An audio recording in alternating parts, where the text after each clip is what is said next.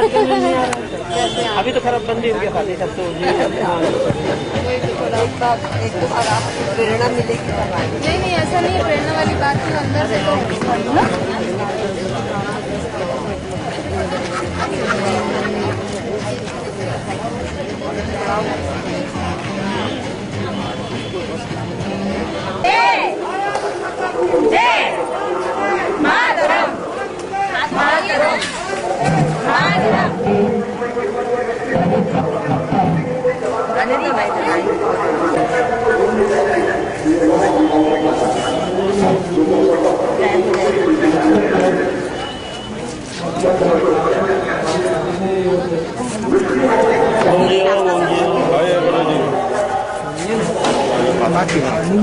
अरे नहीं है कोई बात नहीं है।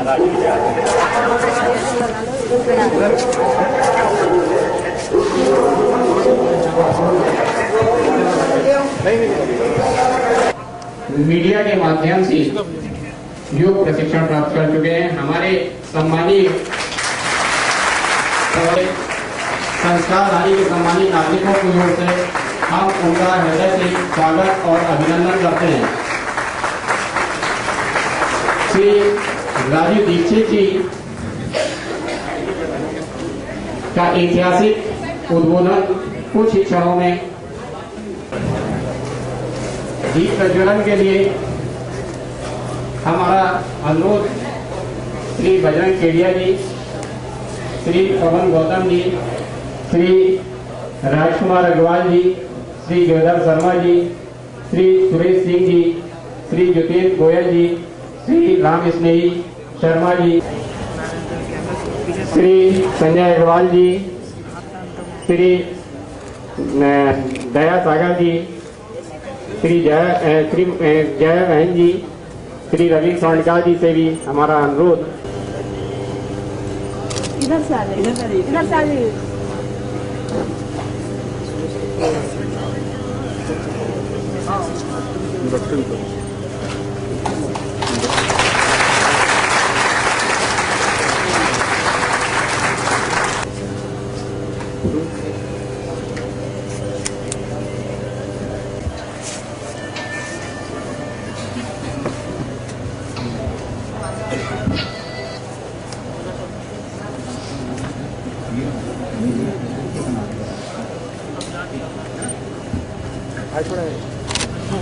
हाँ।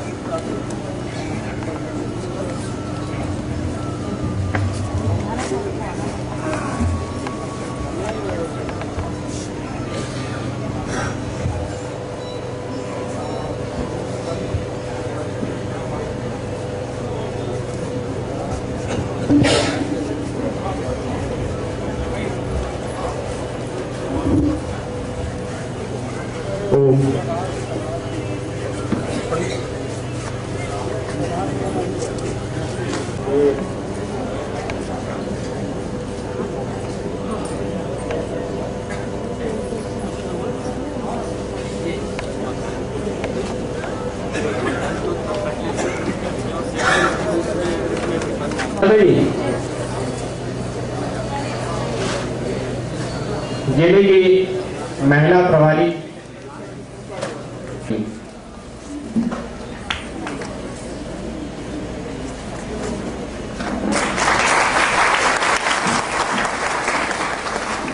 मंडल प्रभारी श्री स्वागत की इस श्री राजीव दीक्षित जी के उद्बोधन का वह यहाँ पहुंच चुके हैं और यथाशीघ्र मैं आपके पास में मंच पर आपसे बात करेंगे। स्वामी जी का एक वाक्य, राष्ट्र धर्म से बड़ा कोई धर्म नहीं, राष्ट्रहित से राष्ट्रदेव से बड़ा कोई देव नहीं, राष्ट्रहित सर्वोपरि है। हर समय, हर सांस में, हर सोच में राष्ट्र का चिंतन, और यही उनकी जनता से अपेक्षा है कि वह हर समय राष्ट्र के विषय में सोचें। राष्ट्र के विषय में हम क्या करें। केंद्रीय प्रभारी श्री संजय अग्रवाल जी से हमारा अनुरोध कि वह दीक्षित जी को मंच पर। बोलिए भारत माता की, भारत माता की, वंदे वंदे। बिलासपुर के बिलासा के इस पावन धरती पर परम श्रद्धेय राजू भाई, जो पूरे देश में भारत क्या था और आज भारत क्या हो गया है, और यदि हम इसी प्रकार से सोते रहे, जाग कर भी आंख बंद किए रहे, तो भारत की दुर्दशा और कितनी बिगड़ सकती है।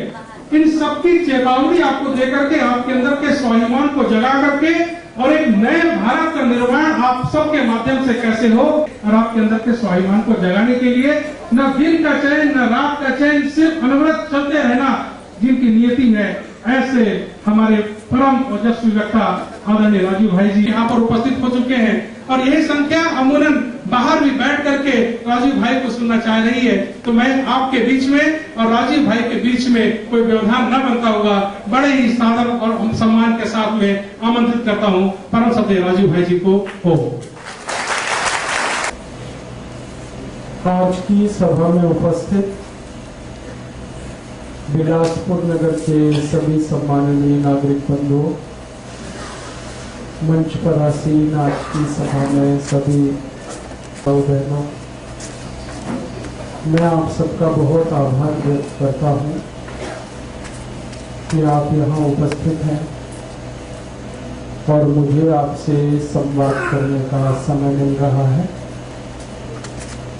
सबसे पहले भारत स्वाभिमान और पतंजलि योग समिति के सभी पदाधिकारियों का आभारी हूँ, जिन्होंने आज ये व्यवस्था की और मुझे आपके सामने बात करने का मौका मिला। मैं अभिमान के विषय में बात करने आया हूँ और आपसे मेरी विनम्र प्रार्थना है कि जिनके पास भी मोबाइल फोन है वो उसको या तो साइलेंट मोड में रखें या बंद कर दें। 5 जनवरी 2009 को अब धीरे धीरे यह आंदोलन भारत के 600 जिलों में पहुंच गया। इस आंदोलन में लगभग 2,50,000 योग शिक्षक अपनी सेवाएं दे रहे, संपूर्ण समर्पण भाव से और निस्वार्थ भाव से इस आंदोलन को आगे बढ़ा रहे। अगले 2 वर्षों में करीब 11 लाख योग शिक्षक और इसमें आने वाले, और 2 वर्षों के बाद 50,000 योग शिक्षक हमारे पास होंगे, तब हम भारत के गांव-गांव तक इस आंदोलन को पहुंचाएंगे।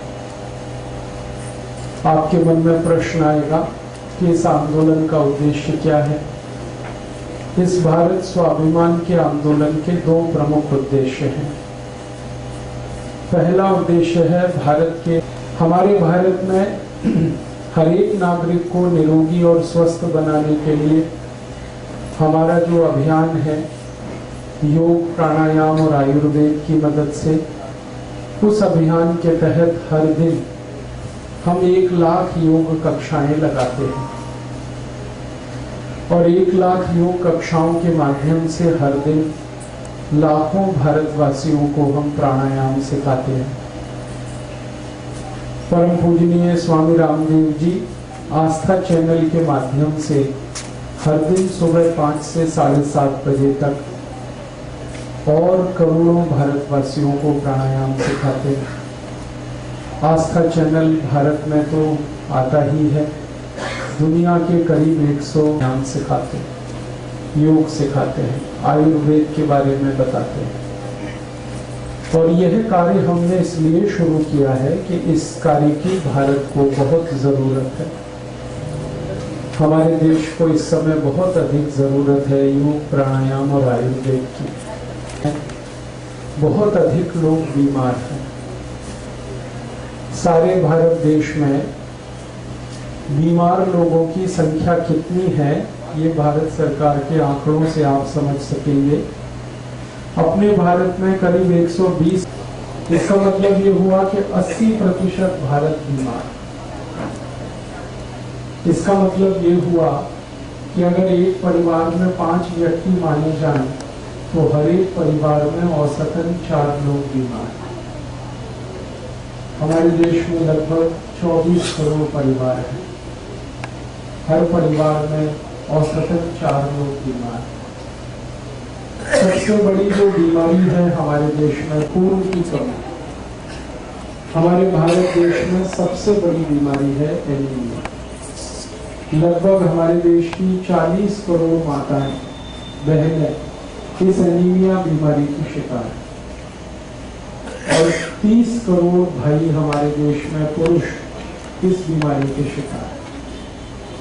70 करोड़ लोग तो एनीमिया नाम की बीमारी से ही पीड़ित हैं।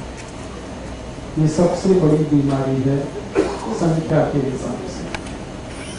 इसके बाद सरकारी आंकड़े बताते हैं कि 5 करोड़ 70 लाख लोगों को भारत में डायबिटीज है और ये इतनी खतरनाक तेजी से फैल रही है डायबिटीज कि हर 2 मिनट में एक व्यक्ति की मौत हो रही है इस देश में डायबिटीज से। हर 2 मिनट में एक व्यक्ति मर जाता है डायबिटीज के कारण और हर 1 मिनट में कोई ना कोई ऐसे कॉम्प्लिकेशंस हो जाते हैं डायबिटीज के कि व्यक्ति का जीवन हमेशा के लिए खराब हो जाता है। या तो किडनी फेल हो सकती है, या तो लीवर में कोई बड़ी को आंखों के रोग है। बहुत सारे भारतवासी हैं जिनको आंखों में ग्लूकोमा है, रेटिनल डिटैचमेंट है, मायोपिया है, कलर ब्लाइंडनेस है, डे ब्लाइंडनेस है, नाइट ब्लाइंडनेस है और करोड़ों भारतवासियों की आंखों के चश्मा सारी बीमारी, दमा है, अस्थमा है, ब्रोंकियल अस्थमा है, ट्यूबरकुलोसिस है। इसी तरह से 17 करोड़ भारतवासी हैं जिनको घुटनों में दर्द है, कमर में दर्द है, हम जिसको आर्थराइटिस कह सकते हैं, गठिया, संधिवात, ये 17 करोड़ लोगों को है। 20 करोड़ भारतवासी ऐसे हैं जिनको या तो हाइपरटेंशन है या हाइपोटेंशन, या तो उनका ब्लड प्रेशर बढ़ गया या तो बहुत कम है। और 27 करोड़ भारतवासियों के बारे में सभी हैं जिनको हर समय कुछ ना कुछ बीमारी है, या तो उनको ये सब सूक्ष्म पोषक तत्वों की कमी के चलते बच्चे या तो शारीरिक विकलांग हैं या मानसिक विकलांग। हमारे भारत में लाखों बच्चे हैं जिनको प्रोटीन बहुत कम है, जिनको कार्बोहाइड्रेट्स पूरे नहीं मिल पाते, जिनके शरीर में विटामिन की कमी है, शरीर की आवश्यकता की पूर्ति करने वाले रासायनिक तत्व में नहीं है। और ये कारण है हमारी माताओं में खून की कमी होने का। अपने भारत में बड़ी दुर्भाग्य की स्थिति है कि एक साल में 2 करोड़ 38 लाख बच्चों का जन्म होता है। इसमें से 56 लाख बच्चे जन्म लेने के कुछ महीनों में और कुछ 1 साल में मर जाते हैं। 80 से 90 लाख बच्चे एक तरफ सरकार बहुत सारी सुविधाएं बढ़ा रही है, चिकित्सा का तंत्र बहुत बड़ा हो गया। मैं आपको कुछ पुराने आंकड़ों के हिसाब से करूं तो आपको अंदाजा तुरंत लगेगा। जैसे हम 1951 में इस देश में दवाएं बहुत कम बनाते थे, हमारे भारत में दवाएं बहुत कम बनती थी। दवा बनाने वाली मुश्किल से 10-12 कंपनियां होती थी। आज भारत में दवा बनाने वाली कंपनियों की संख्या सेंडोज है, हेक्स्ट है, पार्थेविस है, जर्मन रेमेडीज है, एली लिली है, रेनबेक्सी है, कैडिला है, सिक्ला है, टोरेंट है, ऐसी 24,000 कंपनियां हैं। इसमें अब 84,000 दवाएं बन रही हैं। तो दवाओं की कोई कमी नहीं है इस देश में। फिर बीमार लोग भी प्रश्न है। और एक बात कहूँ आपसे, जब 1951 में हमारी जनगणना शुरू हुई थी तब पता चला था कि भारत में हॉस्पिटल्स बहुत कम थे उस समय। गिने चुने उंगलियों पर 15-20 हॉस्पिटल हुआ करते थे पूरे देश में। आज भारत में 36,000 हॉस्पिटल्स सरकारी स्लाइड है। उस ग्रुप की मैक्सिमम मेडिसिन हमारे बच्चों को दी जाती है। और जब हमने रिसर्च किया तो पता चला कि ये निमोसुलाइड मेडिसिन दुनिया के 100 से ज्यादा देशों में 20 साल पहले बैन हो चुकी है। अमेरिका में ये मेडिसिन बैन है, कनाडा में बंद है, जर्मनी में बैन है, फ्रांस में बैन है, स्वीडन, स्विट्जरलैंड, डेनमार्क, नॉर्वे में ये दवा बंद है, ब्रिटेन में ये दवा बंद है। दुनिया के सबसे अमीर जो और विकसित देश माने जाते हैं वहां तो सब जगह बंद है ही, और दुनिया में जो कम अमीर और कम विकसित माने जाते हैं वहां भी बंद है। कारण बहुत साइड इफेक्ट्स हैं इस दवा के। हजारों बच्चे दुनिया में इस निमोसुलाइड दवा को खाने के बाद अंधे हो गए। स्थिति में ये दवा खाएंगे तो आपको आंतों में घाव हो जाएगा, इंटेस्टाइन में घाव, अल्सर जिसको हम कहते हैं, और वो जल्दी आपने घाव नहीं भर पाया तो वो कैंसर में भी बदल सकता है। इसलिए दुनिया भर के डॉक्टर सब क्विलोक्विनोल का प्रिस्क्रिप्शन बंद कर चुके। ऐसे ही 2 मेडिसिन है, मैक्साफॉर्म और एंट्रोबायोफॉर्म, ये दुनिया भर में बंद हो चुकी हैं 25-30 साल पहले। कई देशों में तो 40 साल पहले बंद है, लेकिन भारत में तो धड़ल्ले से बिक रही है। और दुर्भाग्य से ऐसी भारत में 83,650 दवाएं बिक रही। मैंने तो 2-3 के ही नाम लिए क्योंकि समय की बहुत कमी है, ज्यादा देर में इसमें बात नहीं कर पाऊंगा। लेकिन आपको मैं कहना चाहता हूं कि इतना बड़ा घोटाला हमारे देश में चिकित्सा के क्षेत्र में चल रहा है कि जो जहरीली दवाएं हैं, बेकार की दवाएं हैं, जिनकी हमें कोई जरूरत नहीं है, वो हमें खिलाई जाए। आप बोलेंगे इसका कारण क्या है? इसका कारण है भ्रष्टाचार, करप्शन। ऐसी है जो दूसरे देशों से आई हैं, मल्टीनेशनल से, विदेशी कंपनियां, और वो ऐसी दवाएं बना रही हैं जिनको वो अपने देशों में नहीं बनाते। मैं आपको नाम लेके बताऊंगा। एक बहुत बड़ी कंपनी है, उसका नाम है प्रॉक्टर एंड गैम्बल। ये अमेरिका से आई है और ये भारत में एक ऐसी दवा बनाती है जिसको अमेरिका में वो कभी भी नहीं बना सकते, क्योंकि अमेरिका में वो मेडिसिन कई साल पहले बंद हो चुकी है। आराम से मिल जाए, कोई तकलीफ नहीं है। और अगर छोटी मोटी कोई तकलीफ आई तो प्राइम मिनिस्टर ऑफिस को बिल्कुल ग्रीन सिग्नल दे सकता है, आपको प्राइम मिनिस्टर ऑफिस से मिल जाए जहर बनाने का लाइसेंस मिलता है।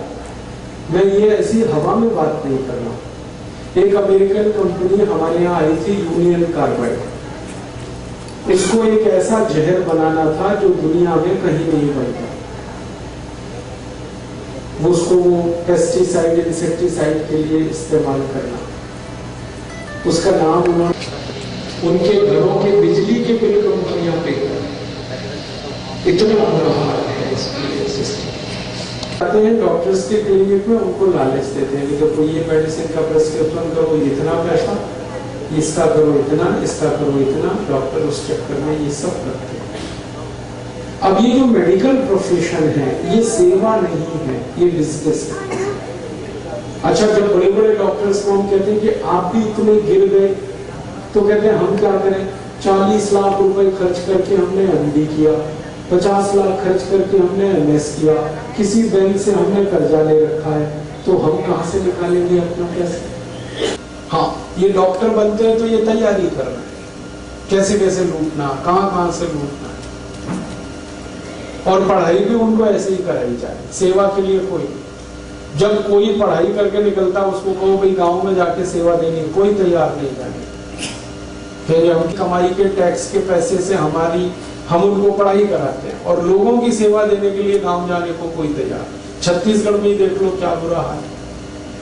पढ़ाई करा के कुछ को तैयार करो ताकि गांव में लोगों की तो सेवा हो, क्योंकि ये 5-6 साल वाले तो जाने कोई तैयार नहीं, क्योंकि गांव में किसको लूटेंगे। हाँ, इसलिए तो नहीं जाते कि लूटेंगे किसको भाई, कौन मिलेगा वहां लूटने को, गरीब आदमी है, कहां देगा पैसा। समस्या का समाधान क्या? इसके दो समाधान हैं। पहला समाधान है कि हम सब लोग जो बीमारियों पर खर्च करने की हैसियत वाले लोग हैं, हमारी संख्या देश में 35 करोड़ है। 35 करोड़ भारतवासियों को माना जाता है कि वो मध्यम वर्ग के हैं, उच्च मध्यम वर्ग के हैं और उच्च वर्ग के। हमारे जो पैसे खर्च करके डॉक्टरी में आते हैं, मैं भी उसी में आता हूँ। तो एक रास्ता तो ये है कि आप सब इस फालतू दवाओं के दुष्चक्र से बचें। अगर बीमारी से बचना है तो आप ये फालतू दवाओं को ना खाएं। कम से कम वो दवाएं बिल्कुल ना खाएं जो दुनिया में कोई नहीं खा रहा है। और कुछ दवाओं के नाम तो याद कर लें: aspirin, Disprin, Novalgin, analgin, paracetamol, streptomycin, Terramycin, Baralgan, Butazol, Oxyphen, Butazol, उलोकिनॉल, डाइक्लोफेनेक, रेमडेसिविर। इन दवाओं को कोई नहीं खा रहा है दुनिया, आप मत खाओ। और इसके साथ साथ अगर हिम्मत है आप में, तो मैं तो आपसे कहूंगा कि एक कदम और आगे बढ़ाओ। बेईमान डॉक्टर को कभी भी मत जाओ, उसके पास मत जाओ। मेरा कहना है बीमारी से नहीं, बेईमान डॉक्टर से बचो। अगर नुकसान हो रही है वो दवाएं मत खाओ। एक एक दवा के 100 साइड इफेक्ट्स हैं, वो कभी भी मत खाओ। और ऐसे बेईमान डॉक्टर्स के पास मत जाओ जो फालतू ऑपरेशन करते हैं, बहुत सारी दवाएं लिखते हैं। एक बीमारी के लिए एक ही दवा काफी होती है। 15-20 दवाएं अगर डॉक्टर लिख रहा है तो समझ लेना बहुत बड़ा कमीशन खोर है। हाँ, एक ही मिनट में पता चलता है बेईमान कौन है और ईमानदार। आपको एक बीमारी है, एक ही दवा काफी है। चिकित्सा विज्ञान ये कहता है, सिद्धांततः ये कहा जाता है कि एक बार में एक दवा पर्याप्त होती है। अगर कोई डॉक्टर 15-20 दवाएं लिख रहा है, बीमारी एक ही है, तो समझ लो ये कमीशन के चक्कर में लिख रहा है। और अगर कोई डॉक्टर इलाज करने से पहले आपसे धीमे से पूछ रहा है कि आपका मेडिकल इंश्योरेंस है, तो समझ लेना महालूटखोर है। तो पूछ इसलिए रहा है कि कितनी जेब काटूं इसकी, अंदाजा लगा रहा है। और ऐसे ऐसे लूट मची है। एक दो बात और कहूं, आप सब बुद्धिजीवी लोग हैं।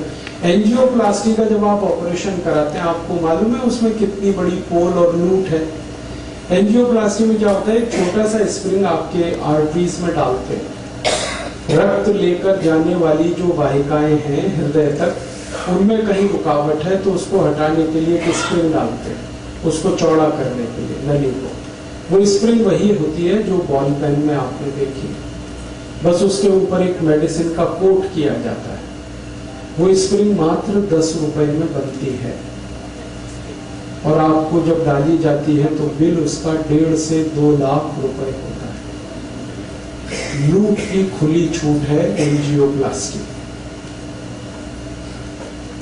और अगर आप बिलासपुर में एंजियोप्लास्टी कराएं तो हो सकता है 60-70 हजार लगे। वही एंजियोप्लास्टी रायपुर कराएं तो लाख रुपए लगे। दिल्ली चले जाएं 1.5 से 2 लाख लगे। मुंबई चले गए तो 3 लाख तक लग सकता है। ऑपरेशन एक ही है, कीमत सब जगह अलग अलग। क्योंकि आज तक सरकार ने इस सर्विस को रेगुलेट करने का कोई कानून नहीं बनाया, इसलिए ये लूट मची। और एक बात बताऊं, ये जो एंजियोप्लास्टी ऑपरेशन है ये पूरी तरह सफल नहीं होता। अब जहां से जहां तक स्प्रिंग है वहां तो ब्लड का फ्लो अच्छा है, लेकिन स्प्रिंग के आगे और पीछे फिर ब्लॉकेज हो जाएगा, तब क्या करोगे? आपका तो 2 लाख बेकार हो गया। अगर आपके ब्लड में ब्लॉकेज करने की टेंडेंसी है तो कितना भी एंजियोप्लास्टी करो सब बेकार है, तब तक आपका कोई ऑपरेशन कामयाब नहीं। इसलिए मैंने आपसे कहा कि ये फालतू ऑपरेशंस मत कराओ, फालतू दवाएं मत खाओ, ये बेईमान जो डॉक्टर्स हैं इनके पास मत जाओ।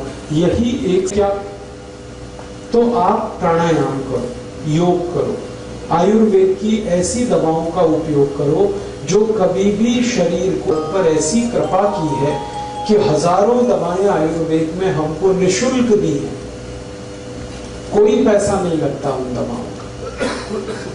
अब जैसे मैं आपसे कहूं, बेल पत्ते से दवाएं बनती हैं बहुत सारी आयुर्वेद में। अब बेल पत्ता आप तोड़ के लाओगे, क्या पैसा खर्च होगा? कहीं भी मिलता है, तोड़ लो। आप उससे दवा बना लो, उपयोग करें। एक बहुत अच्छी घास होती है, उसको पत्थर चट्टा कहते हैं, उससे कई दवाएं बनती हैं स्टोन प्रॉब्लम की। सड़क पे लगी हुई है। अभी मैं आ रहा था मुंगेली से बिलासपुर, तो थोड़ी नजर इधर उधर डाली तो कितनी दवा लगी हुई है पत्थर चट्टा सड़क पे घास के रूप में। तोड़ लो, इस्तेमाल करो। ऐसी हजारों दवाएं हैं। किसी पेड़ का पत्ता दवा है, किसी पेड़ की जड़ दवा है, किसी पेड़ का तना दवा है, किसी पेड़ का फल दवा है, किसी पेड़ का फूल बहुत अच्छी दवा है। और हजारों तरह के पेड़ प्रकृति ने हमें दिए हैं। हमको तो बस पहचानने की देर है। दवाएं तो सब है हमारे पास। तो आप ऐसी दवाओं का उपयोग करो। और ये दवाएं जो है ना, बहुत अच्छे से गंभीर बीमारियों को ठीक करती है, बहुत अच्छे से। बस एक बार हमें उपयोग करके देखने की देर है। तो मेरा निवेदन है कि आप आयुर्वेद की दवाएं उपयोग करो, जिनमें कोई पैसे भी खर्च नहीं होते, शरीर को दुष्परिणाम नहीं होता। और दूसरा, योग प्राणायाम करो, इसमें तो कुछ भी खर्चा नहीं। प्राणायाम करने में तो श्वास निकालना और श्वास लेना, इसी पूरी प्रक्रिया को सीखना है। और पिछले 10 वर्षों में परम पूजनीय स्वामी रामदेव जी ने भारत के और भारत के बाहर के करोड़ों लोगों को प्राणायाम सिखाकर हर उस बीमारी से ठीक कर दिया जो एलोपैथी में कभी ठीक नहीं होती। आप जानते हैं डायबिटीज का कोई ट्रीटमेंट नहीं है एलोपैथी में, लेकिन प्राणायाम से ठीक होती है। हाइपरटेंशन का ट्रीटमेंट नहीं है एलोपैथी में, और हाइपोटेंशन की तो दवा नहीं है एलोपैथी में। ये प्राणायाम से दोनों ठीक हो जाते हैं। अर्थराइटिस का कोई ट्रीटमेंट नहीं, गाउट का कोई ट्रीटमेंट नहीं, लेकिन प्राणायाम से ठीक होता है। हमारे शरीर में कई गंभीर बीमारियां हैं। माताओं को गर्भाशय में गांठ हो जाए, ट्यूमर हो जाए, कोई नहीं करेगा ठीक उसको एलोपैथी में, प्राणायाम से ठीक होता है। ब्रेन ट्यूमर ठीक होता है, यूट्रस ट्यूमर ठीक होता है, ओवरी का ट्यूमर ठीक हो जाता है, सर्विक्स का कैंसर ठीक होता है, थ्रोट कैंसर ठीक हो रहा है, ओसियोफेगस ट्यूब कैंसर ठीक हो रहा है। कैंसर में प्राणायाम काम कर रहा है और कैंसर ठीक हो रहा है। और कैंसर इतने अच्छे से, और अब अमेरिकन साइंटिस्ट आने वाले हैं। जनवरी के महीने में बहुत बड़ा कॉन्फ्रेंस हो रहा है हरिद्वार में, इंटरनेशनल कॉन्फ्रेंस हो रहा है। उसमें आ रहे हैं बहुत सारे विशेषज्ञ ये सीखने जानने कि कैंसर कैसे ठीक हो रहा है प्राणायाम से। तो जब प्राणायाम से कैंसर ठीक हो रहा है, डायबिटीज ठीक हो रही है, हाइपरटेंशन ठीक हो रहा है, अर्थराइटिस ठीक हो रहा है, दमा ठीक हो रहा है, ट्यूबरकुलोसिस ठीक हो रहा है, जो बीमारियां बिल्कुल लाइलाज मानी जाती हैं दुनिया में, वो ठीक हो रही है। तो हम क्यों ना इसका उपयोग करें, फालतू में एलोपैथी के चक्कर में पैसे बर्बाद करें। तो मेरी आपको यही एक सलाह है, निवेदन है कि आप प्राणायाम करें, योगासन करें और आयुर्वेद की कुछ दवाओं का उपयोग कर लें, तो आपकी लगभग हर बड़ी बीमारी आप ठीक कर पाएंगे। हमने पिछले 10 साल में ये करके देखा है कि 90% से ज्यादा बीमारियां तो हम खुद ही ठीक कर सकते हैं अपनी, 90% से ज्यादा। हमारे भारत देश को हम एक स्वस्थ देश बना सकते हैं, सुखी देश बना सकते हैं बिना एक पैसा खर्च किए। बस हमें थोड़ा प्रयास करना है। तो आपसे मेरी यही दरखास्त, जरूरत पड़ने पर आयुर्वेद की दवाएं उपयोग करें। आप ये जरूर पूछ सकते हैं कि हमें पता नहीं है तो मैं आज आपको कुछ जरूर गंभीर बीमारियों के बारे में बताना चाहता हूँ। आपके पास अगर डायरी है तो आप जरूर प्राणायाम की मदद से, योग की मदद से, आयुर्वेद की दवाओं की मदद से, हर आदमी को इसकी जानकारी की जरूरत है। मैं शुरू करता हूं डायबिटीज से, जो सबसे खराब बीमारी है। डायबिटीज भारत में 5,70,00,000 लोगों को है और 3 करोड़ को हो जाएगी अगले कुछ सालों में, सरकार ये कह रही है। हर 2 मिनट में एक मौत हो रही है डायबिटीज से, और कॉम्प्लिकेशंस तो बहुत हो रहे हैं। किसी की किडनी खराब हो रही है, किसी का लीवर खराब हो रहा है, किसी को ब्रेन हेमरेज हो रहा है, किसी को पैरालिसिस हो रहा है, किसी को ब्रेन स्ट्रोक आ रहा है। किसी को कार्डियक अरेस्ट हो रहा है, किसी को हार्ट अटैक आ रहा है। कॉम्प्लिकेशंस बहुत हैं, खतरनाक हैं डायबिटीज के। तो ऐसी स्थिति में हम क्या करें? मेरी तो एक छोटी सी आपको गुजारिश है, सलाह है कि आप इंसुलिन पर ज्यादा निर्भर ना करें, क्योंकि ये इंसुलिन है ना भस्त्रिका प्राणायाम 5 मिनट रोज सवेरे खाली पेट डायबिटीज के हर एक पेशेंट को 5 मिनट भस्त्रिका। भस्त्रिका तो बहुत सरल है, आराम से बैठ जाएं जैसे मैं बैठा हुआ और आपकी उंगली और अंगूठे को इस तरह से स्पर्श करें ध्यान मुद्रा में और लंबी सांस भरें, लंबी सांस छोड़ें। बस यही है भस्त्रिका। धीरे धीरे सांस भरें, धीरे धीरे सांस छोड़ें, लंबी सांस भरें, गहरी सांस छोड़ें। इसको 5 मिनट लगातार करें।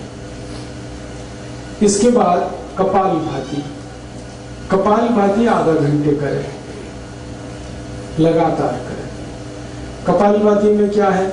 झटके के साथ और ताकत से सांस को बाहर निकालना है और सांस के निकालने पे ध्यान देना है। लेने पे ज्यादा परेशानी आपको नहीं करनी। लेने का काम तो शरीर खुद कर लेगा, निकालने का ध्यान रखना है। झटके से सांस निकालनी है, ताकत से निकालनी। और जब सांस निकालेंगे तो पेट अंदर जाएगा। बस सीधी सी बात। एक बार मैं आपको दिखाता हूं, आपको तुरंत समझ में आ जाएगा।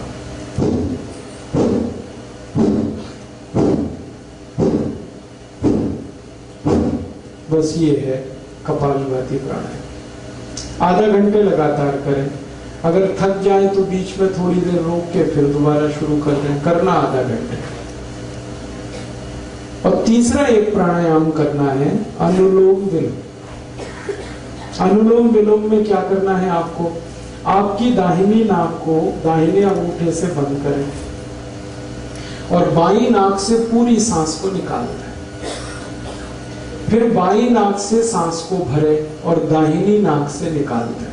फिर दाहिनी नाक से सांस भरें, बाईं नाक से निकाल दें। फिर बाईं नाक से सांस भरें, दाहिनी से निकाल दें। बस यही है अनुलोम विलोम। इसको आधा घंटा करना। एक बार दिखा देता हूं, आप आराम से कर पाएंगे।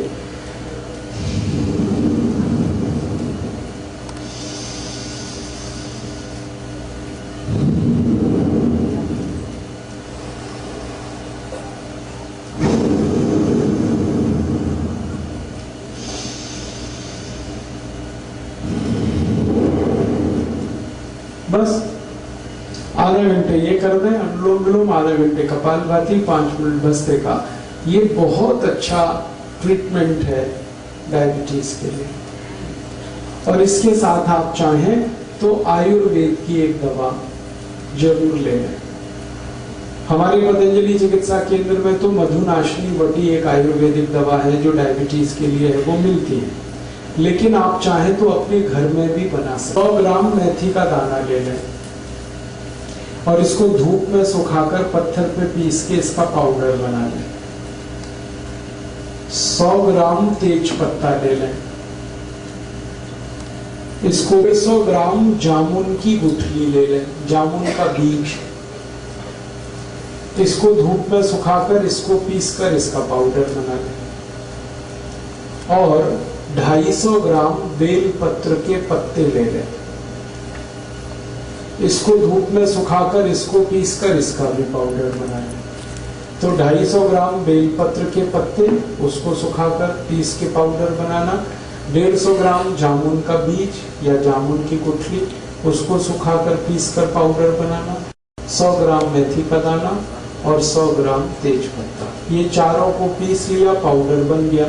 अब ये आपस में मिक्स कर लें, सबको एक दूसरे में मिला दें। बस यही दवा है।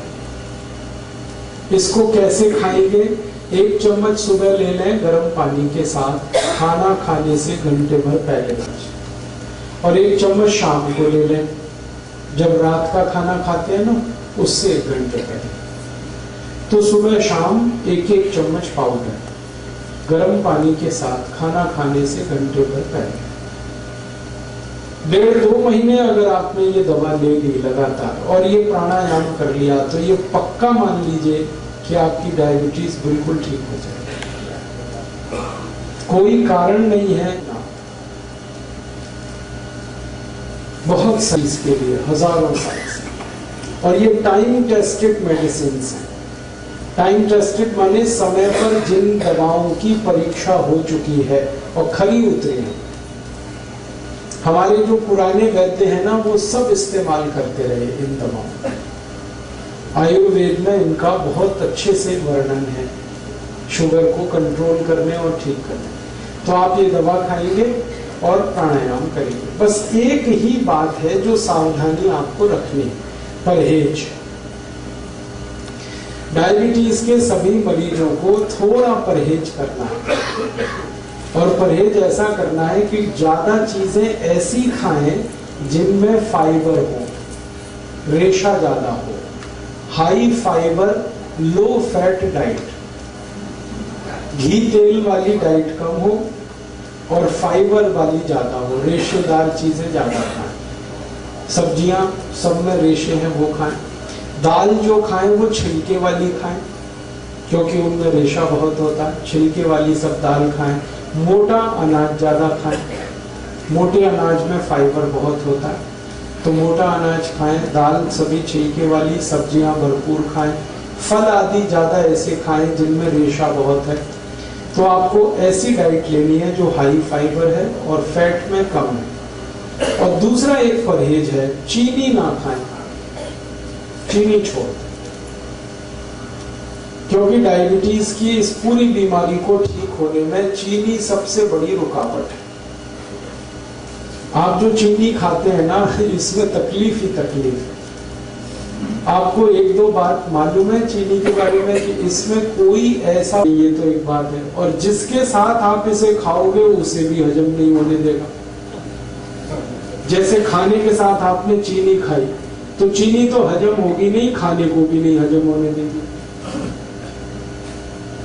इसमें है क्या जो आप खा रहे हो? मीठापन भी उसका आपके काम का नहीं है। देखो, जो मीठापन हमारे बहुत काम आता है उसका नाम है फ्रक्टोज। सुक्रोज भी एक मीठापन है, फ्रक्टोज भी एक मीठापन है। फ्रक्टोज जो है ना, वो काम आता है अपने शरीर को। फ्रक्टोज किस में होता है? चीनी को छोड़कर भगवान की बनाई हर मीठी चीज में फ्रक्टोज होता है।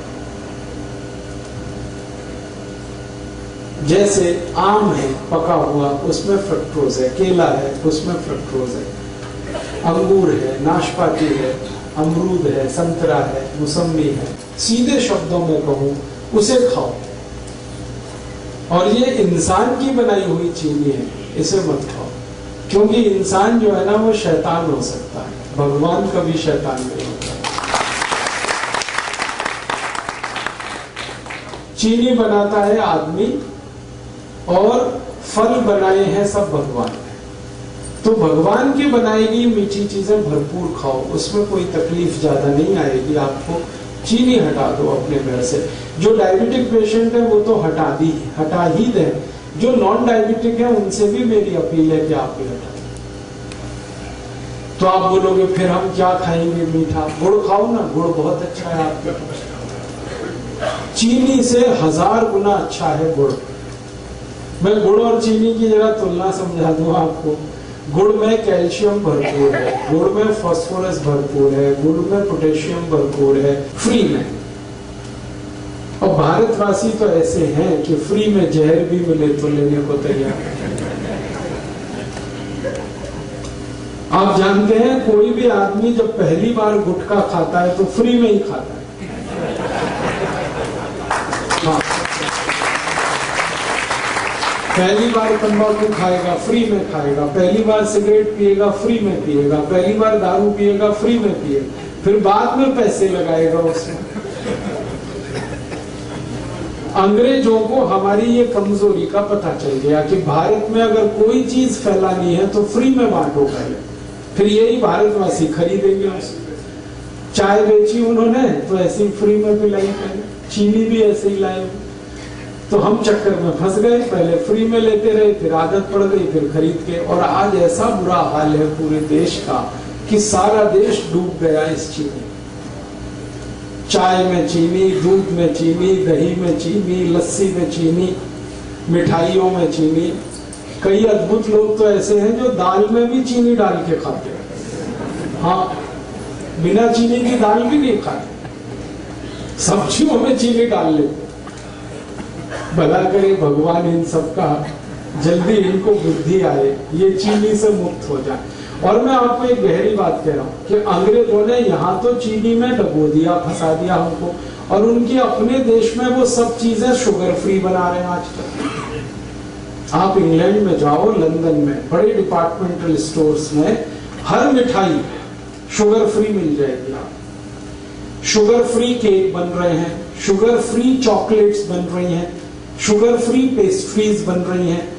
जो उनकी मिठाइयां हैं वो यही है, चॉकलेट, पेस्ट्री वगैरह वगैरह, वो सब शुगर फ्री बना रहे हैं और खा रहे हैं, खिला रहे हैं, और महंगी बिक रही है। फिर 120 किलो। ये सारा दुष्परिणाम चीनी का है। और चीनी से भी ज्यादा खतरनाक एक चीज इन्होंने बनाई थी, सैकरीन। पहले ये जागृति इतनी ज्यादा आ गई है, डॉक्टर्स लगे हैं, बड़े बड़े हेल्थ एक्सपर्ट्स इसमें लगे हैं, स्कूल में जा जाके बच्चों को कह रहे हैं शुगर फ्री खाओ कोई भी चीज। तो बच्चों ने वहां पेप्सी बंद किया है, कोका कोला बंद किया है, पेस्ट्रीज खा रहे हैं तो वो शुगर फ्री खा रहे हैं, चॉकलेट खा रहे हैं तो शुगर फ्री, और उन्हीं की बिक्री बढ़ रही है। तो वहां जागरूकता आ गई और वो समझ गए, और उन्होंने देखा कि उनके मोटापे का कारण चीनी है, उनके हाई ब्लड प्रेशर का कारण चीनी है, उनके देश में डायबिटीज का कारण चीनी है, ब्रेन स्ट्रोक का कारण चीनी है। अब तक जो रिसर्चेस हुई है वो बताती हैं कि चीनी 103 बीमारियों का कारण है। 103 डिसीज खाली चीनी से आती है। तो वो मना कर रहे हैं कि मत खाओ, और अच्छे से उनके यहाँ ये बात चल पड़ी है। सांसद शुगर लॉबी के हैं और इन्होंने कंट्रोल कर रखा है पूरे देश की पॉलिटिक्स को। प्राइम मिनिस्टर कोई बने, चलती ही नहीं की, और हर पार्टी में घुसे हो। और ये एक भी ऐसा कानून नहीं बनने देते जो चीनी के खिलाफ जाए।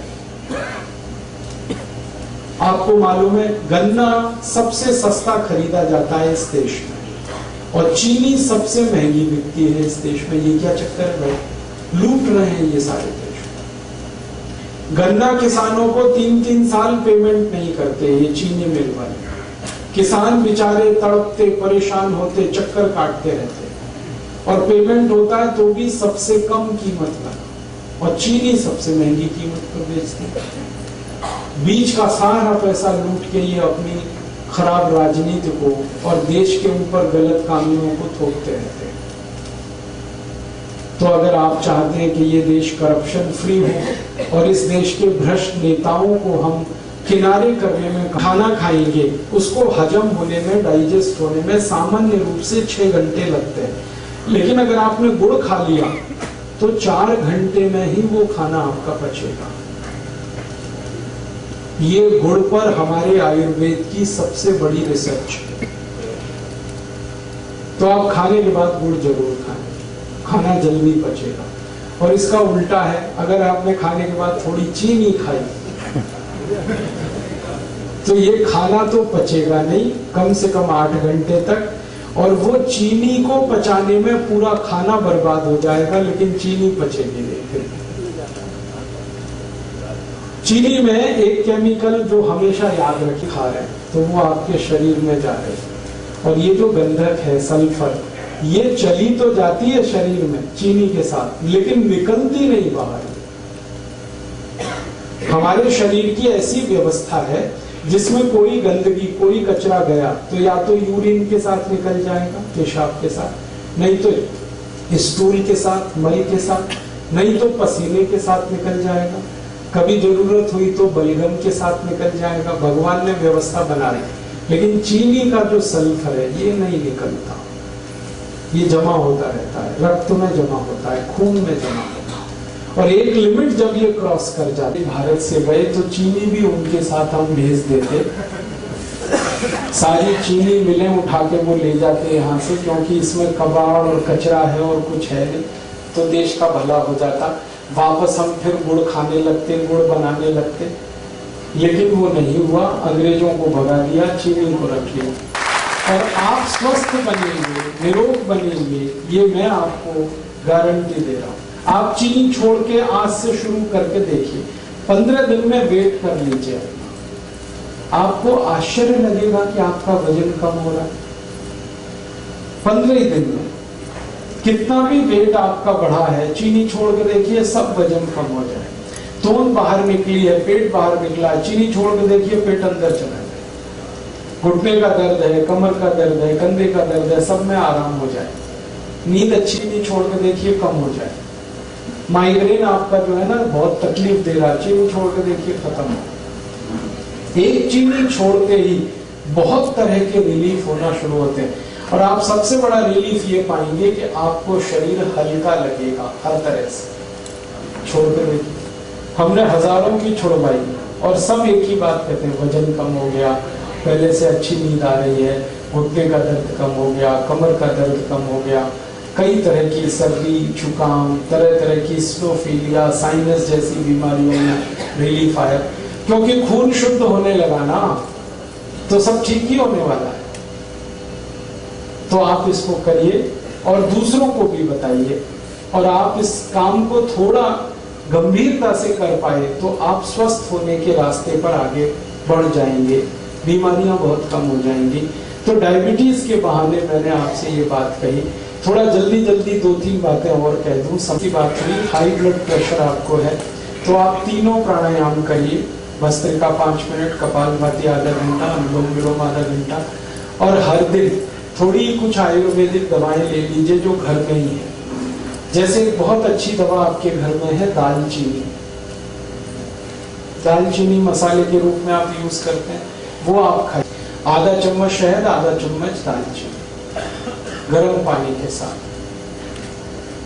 बहुत अच्छी दवा है। इन दोनों में से कोई एक, या तो वो या तो वो।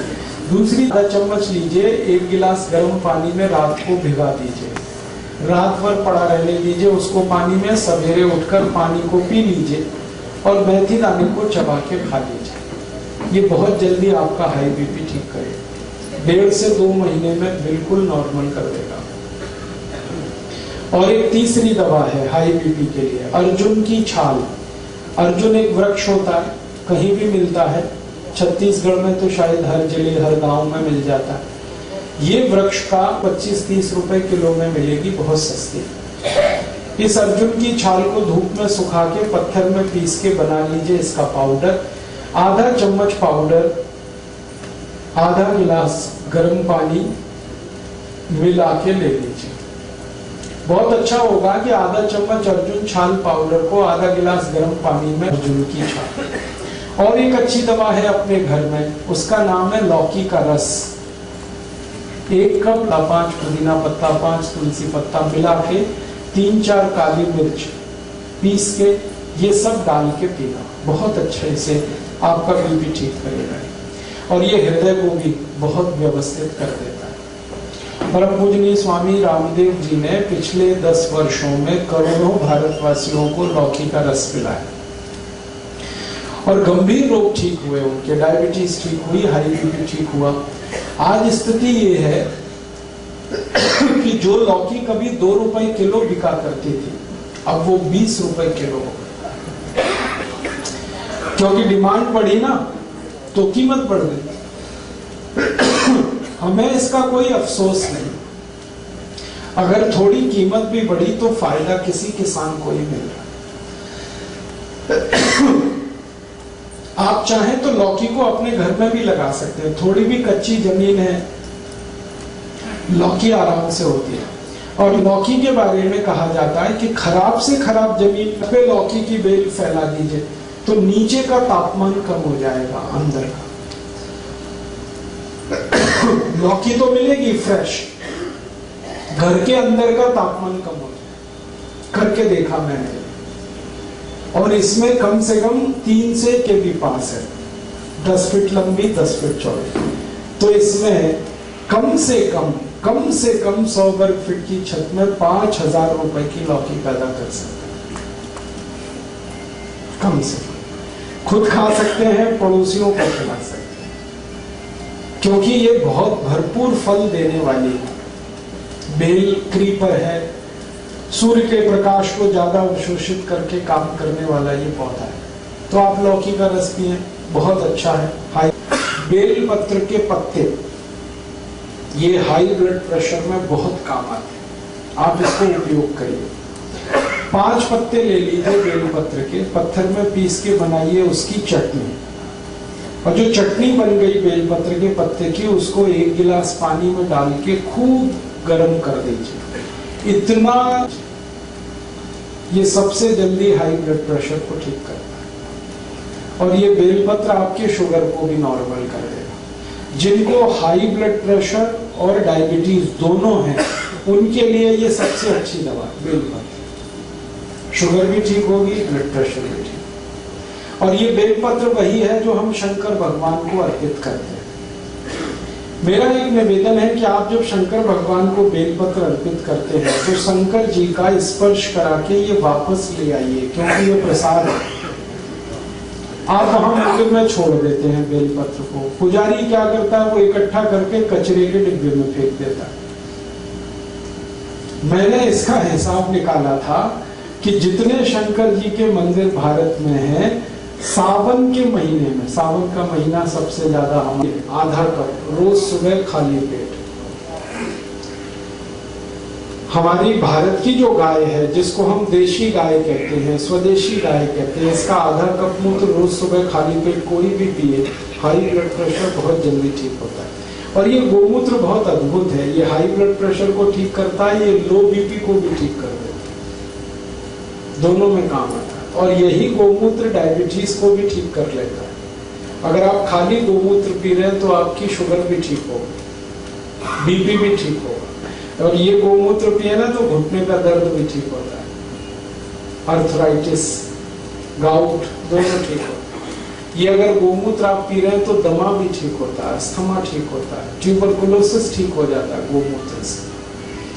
हमने परीक्षण करके देखा है कि अगर किसी व्यक्ति को आप एलोपैथिक मेडिसिन दें, उनकी ट्यूबरकुलोसिस एक बार ठीक होती है, दोबारा नहीं आती, इतना प्रभावी है। क्योंकि एलोपैथी में तो कोई दवा नहीं, देखो आप आयुर्वेद में बहुत दवाएं हैं, भरपूर दवाएं हैं लोगों की। सबसे अच्छी दवा है गुड़। ये जो गुड़ है ना, ये पानी में घोल के नमक मिला के नींबू का रस डाल के पिए। 1 गिलास पानी, 15-20 ग्राम या 25 ग्राम तक गुड़ मिलाओ और उसमें डालो नमक और डालो नींबू का रस और पियो। दिन में 2-3 बार पी लो, लो बीपी सबसे जल्दी ठीक होगा इससे। और एक अच्छी दवा है लो बीपी की, बहुत बढ़िया दवा। अगर आपके पास थोड़े से पैसे हैं तो रोज अनार का रस पियो, नमक डालो, बहुत जल्दी लो बीपी ठीक होगा। अनार का रस, गन्ने का रस पियो नमक डाल के, ये भी लो बीपी ठीक करता है। संतरे का रस पियो नमक डाल के, ये भी लो बीपी ठीक करता है। अनानास का रस पी सकते हैं नमक डाल के, ये भी लो बीपी ठीक करता है। और एक बढ़िया दवा बताता हूँ लो बीपी की, मिश्री और मक्खन मिला के खाओ, ये लो बीपी की सबसे अच्छी दवा है। मक्खन मिश्री, मक्खन वो जो घर में आप निकालते हैं, बाजार वाला नहीं। दही बना के उसमें से मक्खन जो निकलता है वो मक्खन ताजा, और मिश्री मिला के खाओ। श्री कृष्ण भगवान की डाइट है मक्खन मिश्री, रोज खाते, और इसी की ताकत से कंस को मारो, जरासंध को मारो, इसी की ताकत से। मतलब मैं आपको बड़ी गहरी बात कहता है, डॉक्टरी की जो पढ़ाई है इसका सिलेबस तो आप जानते हैं, यूरोपियन अमेरिकन, वो खतरनाक, वो जल्दी डाइजेस्ट नहीं होता, वो कोलेस्ट्रॉल बढ़ता है। लेकिन हम जो दही में वो चलाते हैं ना, क्या कहते हैं उसको, मथानी, दही, दही में मथानी चला के जो मक्खन निकलता है, ये सबसे जल्दी डाइजेस्ट होने वाला फैट है, इससे जल्दी कोई चीज नहीं हजम होती। और मक्खन के साथ अगर मिश्री मिक्स हो गई तो ये एक दूसरे के ऐसे जबरदस्त दोस्त हैं कि इनका कहना। मेरा तो आप सभी को निवेदन है कि आपके घर के छोटे लो बीपी में इतने अच्छे ला के पिए, 1 गिलास दूध, 1 चम्मच घी, और घी ये गाय वाला, ना मिले तो भैंस वाला भी चलेगा, लेकिन अच्छा गाय वाला, और गाय वही जो देशी। एक चम्मच घी, एक गिलास दूध रोज रात को पी के सो जाओ। है नमक का पानी पियो, पानी में नमक डाल के पीते रहो। जो सबसे गरीब लोग हैं, जो ना मक्खन खा सकते हैं, ना मिश्री खरीद सकते हैं, ना गन्ने का रस, ना अनार का रस, तो उनको बता दो कि पानी और नमक इतना तो पी सकते हैं, और गर्म पानी के साथ आधा चम्मच दालचीनी, आधा चम्मच शहद गर्म पानी के साथ। पेट से जुड़ी हुई कुछ बातें कर लें।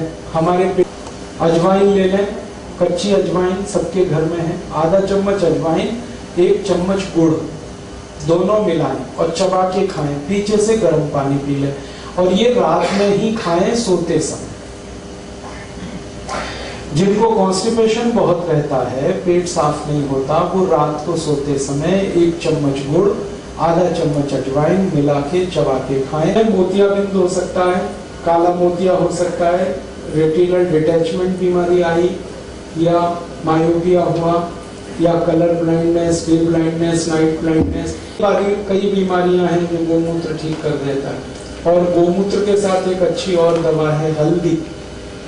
गले का इन्फेक्शन है, हल्दी इस्तेमाल कर शुरू होता है, उसके सारे कॉम्प्लिकेशन चूने से ठीक होते हैं। अक्सर हमारी माताओं को बढ़ती हुई उम्र में ऑस्टियोपोरोसिस, किसी बीमारी के लिए जाना ही नहीं पड़ेगा किसी डॉक्टर के पास, और दवाएं वही जो अपने आसपास हैं।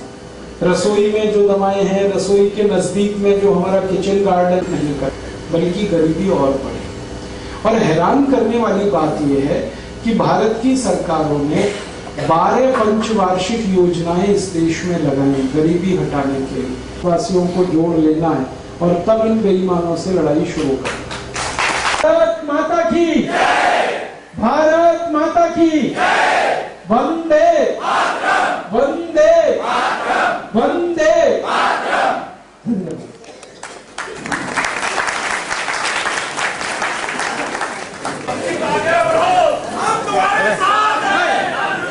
आप सभी उपस्थित महानुभाव, परम आदरणीय धन्यवाद। आज इस कार्यक्रम को जो आयोजित किए हमारे परम श्रद्धेय संजय अग्रवाल जी, जो हमारे संरक्षक हैं, आदरणीय दयाशंकर जी जो पता सम्मानीय अध्यक्ष हैं, आदरणीय रविंद्र स्वर्णकार जी जो हमारे केंद्रीय प्रभारी हैं, जया